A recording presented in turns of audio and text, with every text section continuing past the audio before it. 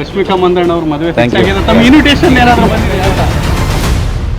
An unexpected movement unfolded at the sacred Raghavendra Swami Mutt in Mantralayam involving actor and filmmaker Rishabh Shetty. Rishabh Shetty had visited the Mutt for spiritual reasons.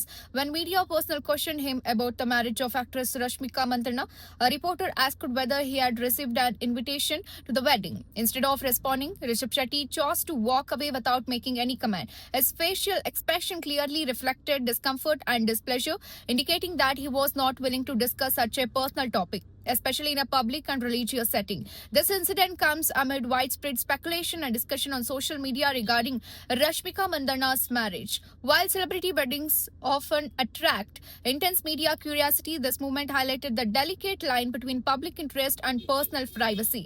Rishabh Shetty's reaction has since sparked conversation online, with many people supporting his decision to maintain silence and respect personal boundaries, particularly at a place of devotion. The incident serves as a reminder that celebrities, despite being public figures, deserve privacy and the freedom to focus on their spiritual movements without being pressured to answer personal questions. ಹೋಗ್ಬೇಕು, ಇನ್ನೇನು ಹೋಗಬೇಕು.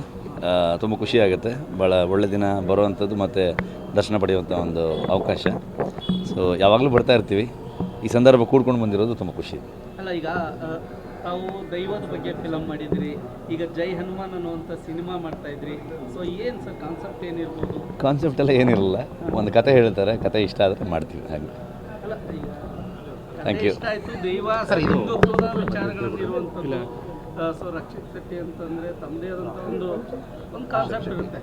So ಏನು ಹೇಳಕ್ಕೆ ಕೊಡ್ತಾರೆ sir? Basically ನಾವೆಲ್ಲ ಕಲಾವಿದರು.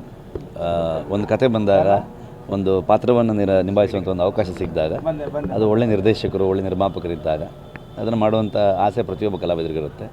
ಅಂಥ ಸಂದರ್ಭ, ಅಂಥ ಅವಕಾಶ ನನಗೆ ಸಿಕ್ಕಿದಾಗ ನಾನು ಮಾಡೋದಕ್ಕೆ ಇಷ್ಟ ಆಗುತ್ತೆ. ಈಗ ಮಂತ್ರಾಲಯ ಅಂದರೆ ಲಕ್ಷಾಂತರ ಭಕ್ತರು ನಂಬುವಂಥ ಒಂದು ಪುಣ್ಯ ಸ್ಥಳ.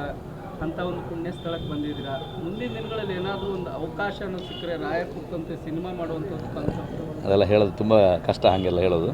ನೋಡೋಣ. ಸರಿ, ಜೈ ಹನುಮಾನ್ ಸಿನಿಮಾ ಏನು ನಿರೀಕ್ಷೆ ಮಾಡ್ಬೋದು ಸರ್? ಅದು ಸಿನಿಮಾ ಬಂದಾಗಲೇ ಹೇಳಬೇಕು. ಯಾಕಂದರೆ ಸಿನಿಮಾ ಈಗಷ್ಟೇ ನಿನ್ನೆ ಅಷ್ಟೇ ಮುಹೂರ್ತ ಮಾಡಿದ್ದೀವಿ. ಇನ್ನು ಶೂಟಿಂಗ್ ಆಗಬೇಕು. ಜನರಿಗೆ ಹೋಗ್ತಾ ಹೋಗ್ತಾ ಟೀಸರು, ಟ್ರೈಲರು ಇದೆಲ್ಲದರಲ್ಲಿ ಗೊತ್ತಾಗ್ತಾ ಹೋಗುತ್ತೆ. ಅಲ್ಲ, ಯಾಕಂದ್ರೆ ಕಾಂತಾರದಲ್ಲಿ ಒಂದು ನಿರೀಕ್ಷೆ ಇತ್ತು, ಮಂಗಳೂರು ಭಾಗದ್ದು ಒಂದು ಎಲ್ಲೊಂದು ಕಡೆ ದೈವ ಏನು ಅನ್ನೋದ್ರ ಬಗ್ಗೆ ಸಾಕಷ್ಟು. ಜಯ ಹನುಮಾನ್ ಬಗ್ಗೆ ಒಂದು ಹನುಮಂತನ ಬಗ್ಗೆ ಒಂದು ಸಿನಿಮಾ ಮಾಡ್ತೀವಿ ಅಂದರೆ ಖಂಡಿತವಾಗ್ಲೂ ಅವೆಲ್ಲ ವಿಚಾರಗಳಿರುತ್ತೆ ಅಂತ ಸಾಕಷ್ಟು ಬಂದಿದ್ದಾವೆ ಸರ್. ಅದರಲ್ಲೂ ಈಗ ನೀವು ಮಾಡ್ತಾ ಇರುವಂಥದ್ದು ಎಲ್ಲೊಂದು ಕಡೆ ಜನರಿಗೆ ಹೆಚ್ಚಿನ ನಿರೀಕ್ಷೆ ಇರುವಂಥದ್ದು. ಏನು ಹೊಸದಾಗಿ ಏನಾದರೂ ಹೇಳಿ ಕೊಟ್ಟಿದ್ದಾರೆ ಅವ್ರಿಗೆ ಇಷ್ಟ ಆಗೋಂಥ ಸಿನಿಮಾ ಆಗುತ್ತೆ ಅಂತ ಹೇಳ್ಬೋದು. ಸರಿ, ಈಗ ರಶ್ಮಿಕಾ ಮಂದಣ್ಣ ಅವ್ರ ಮದುವೆ Thank you. ತಮ್ಮ ಇನ್ವಿಟೇಷನ್ ಏನಾದರೂ ಬಂದಿದೆ ಅಂತ?